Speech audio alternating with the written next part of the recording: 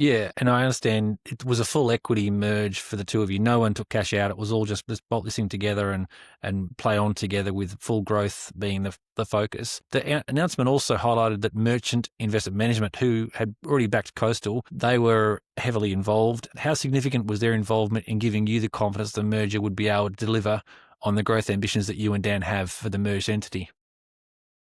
What was their role? What was Merchant's role in that? Well, they're sort of, Dave Haynes, who represents Merchant in Australia, sits on the Coastal board. They're a minority shareholder in the business. I've known, David for many years, almost 30 years, I'd say.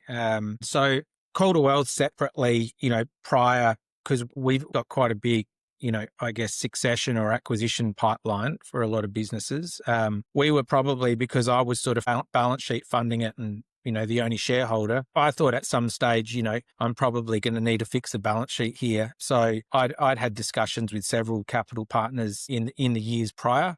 Okay. Which I know, Daniel had as well. And it was sort of, I found that they were a fit for Calder Wealth. But then obviously with merging with Coastal and Merchant already in there, that was a path I was very likely already going to take anyway. So it sort of just made complete sense in that regard. And they helped, merging the business and how we got to valuations on the two businesses and what that would look like. And, that they had to be a party to that. And effectively, because like you said, we didn't take any cash, they were going to dilute. So, that required approvals and all that sort of stuff. So, early on, again, we were having meetings with senior leadership team, us, Coastal, Merchant. So there was, lots of little meetings happening all over Australia where we can get us all together to work through that. And I guess having them now as a capital partner, and given the amount of growth that we're seeing as a business and what's coming, it's good. It's great to have them there to assist us as and when we need it, not just from a capital point of view, but from an advice point of view with David,